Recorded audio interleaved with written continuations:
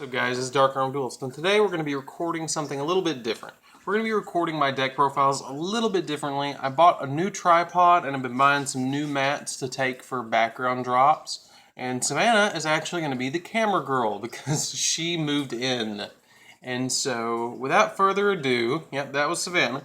Without further ado, let's take a deck profile of this new deck that I bought off of eBay, Gravekeeper'S. Now, I did buy this for about 40 bucks, so it's not that bad of a deal to get a Gravekeeper core. But the really interesting thing is I did throw a couple of different cards into it on top of the core to make it a little bit better in mine. So let's get into it and see what I'm playing. Alright, so I'm playing one copy of Gravekeeper'S Assailant. If you have Necro Valley face up on the field and this card attacks, you can change the battle position of one monster on the field. So it's really cool when it attacks. If you have a monster that has a big attack and a low defense and you swing into it, then this can really deal with some problems. And you may be wondering, why do the Gravekeepers have such low attack points? Well, Necro Valley makes them all gain 500 attack points, so this would really be a 2,000 attack point monster. Except for this guy, Gravekeeper's Heretic.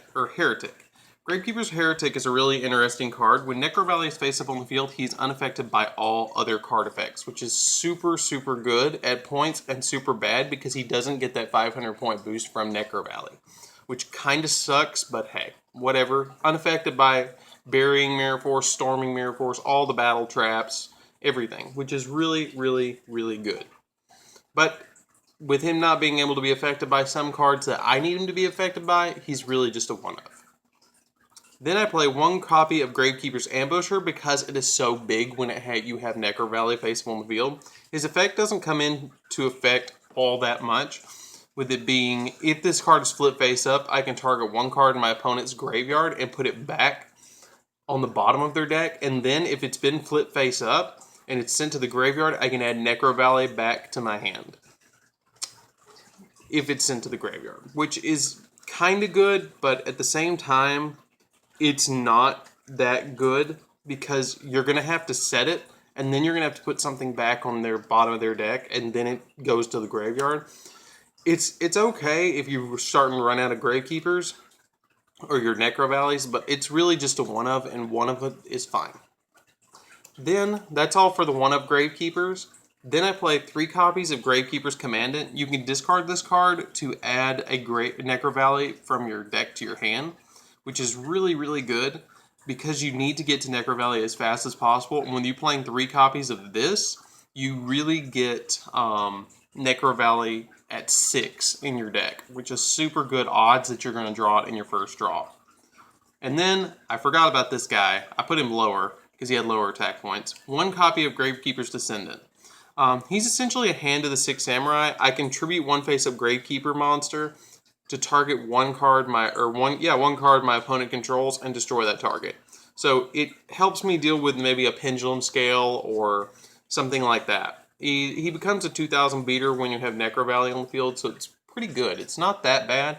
I like him. I don't understand why he's blonde, but hey, that's just card art. Then probably the best card in the entire deck, Gravekeeper's Spy. 3 copies of Gravekeeper's Spy. It has a 2,000 booty, which is really nice. Really nice. And when you have Necro Valley on the field, it has 2,500 defense, which is ridiculous when it gets flip face up and somebody doesn't expect that. It takes a humongous monster to get past this. And when it's flip face up, I can special summon 1 Gravekeeper monster with 1,500 attack to my side of the field, or less. Which is really cool. Really cool that it automatically searches. Normally, my first turn play would be I would set this, my opponent would attack into it, and he would get flip face up in face of defense, and it would live through that attack. I'd bring out maybe a Assailant or something, depending on how much attack points my opponent had, and you just make an XZ play next turn, and you go nuts. So it's really good. It searches out the majority of your Gravekeepers. Then, if they're gonna kill my Gravekeeper, I usually search out this, which is Gravekeeper's Recruiter, which is probably the most expensive card and why I didn't build this deck for such a long time, because it's a Star Strike Blast rare. When this card you control is sent to the graveyard, you can add 1 Gravekeeper monster with 1,500 or less defense to your hand. So if Spy is gonna die, I'm gonna flip it and I'm gonna play this and then I'm gonna search something. So it's just pretty much a generic searcher. A lot of the Gravekeepers are, just like Gravekeeper'S Nobleman. I wish these were actually level 4 so I can make more rank 4 plays, but hey, whatever. Gravekeeper'S Nobleman is a really neat card. When this card you control is destroyed by battle or with an opponent's attacking monster and sent to the graveyard, you can special summon one Gravekeeper monster from your deck into face down defense position. So you would get this, and then you get your second Spy out, which is really, really neat. But Nobleman's really just a one of. I put it down here because it's a level 3 and I didn't want it to get mixed up as a level 4, and I wanted to point that out. But Nobleman is actually pretty good for the deck. I considered playing it at 2, but with the monster count, I just said forget it, I'll play it at 1, it's fine. But that's it for the monsters, guys. Let's get into the spells. So the spells that I'm playing are 1 copy of Raigeki, because board wiping is ridiculous with Necro Valley on the board. Then I play 3 copies of Necro Valley. Now, a lot of people get confused about this effect, and a lot of people play this in anti-meta decks that aren't even Gravekeepers. Now, let me read it to you. All Gravekeeper monsters gain 500 attack and defense. Cards in either player's graveyard cannot be banished, so it's an Imperial Iron Wall, which is super good. Negate any card effect that would move a card in the graveyard other than itself to a different place. So if you're going to special summon that card, that's fine, off its own effect. But cards like Call of the Haunted, Gospel of Revival, Silver's Cry, stuff like that doesn't work with this. You just can't do it. You just cannot do it. You cannot move cards from the graveyard. They're locked in once they're there with Necro Valley. Now, I play 2 copies of Gravekeeper's Steel. Oh, and I cannot emphasize how important it is to get to Necro Valley as fast as possible. Then I play 2 copies of Gravekeeper's Steel. You target 2 Gravekeeper monsters in your graveyard and add those targets to your hand. But the majority of the Gravekeeper cards that activate that are going to move something in the graveyard don't actually get affected by Necro Valley. Like Steel will let me move stuff that's in the graveyard, even if I have Necro Valley activated. Then I play the card that I'm waiting on it to come back to more than 1. And that is 1 copy of Royal Tribute. Royal Tribute is a beautiful card. If I control both Necro Valley and a Gravekeeper, or excuse me, if I just control Necro Valley, not even Gravekeeper, I can make you, as my opponent, discard every single monster in your hand, and I get to look at your hand to make sure. Okay? Then I show you my hand, and I discard all of my monsters in my hand, which I don't play that many that I'm going to actually draw. And with the Commandant, I usually just discard it to get out, to get Necro Valley, and then activate this, and you lose all your monsters, which sets my opponent back so much, and they can't retaliate as quickly because they can't banish their stuff. And a lot of decks now do banish. Then I play 2 copies of Twin Twister, which, yes, I'm still proxying, guys, because I'm really waiting on the Megatins, because I'm going to buy a case of them and open them on the channel. And once I buy the case, I will have Twin Twisters like crazy if they put it in the Megatin.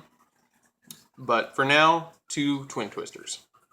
Then I play 2 copies of Mass Change 2, because I want my opponent to feel the pressure, if they add something, that it's going to get sent to the grave or get banished, which is super, super nice. It's just an added anti-meta little charm that I put in here, and the majority of the stuff that I play is dark.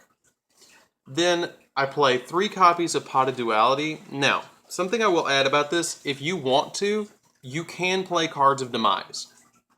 I didn't choose to play Cards of Demise because I'm going for more of a budget build with the proxies and everything like that, but if you have the Cards of Demise, play them. I only have 1 copy, so I chose not to. So that's just me. That's per player preference. But yeah, if you want to play Cards of Demise in here, by all means, play Cards of Demise. Now, moving on to the traps.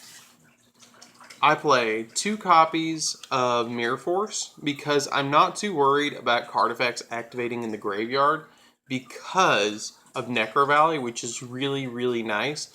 Now, if you wanted to, you could play Storming Mirror Force, or you could play Burying Mirror Force in this place, which would actually go with more of the sandy theme of the deck, I guess, which would be super nice. Then I play one copy of Torrential Tribute just to, create an oasis in the middle of the desert.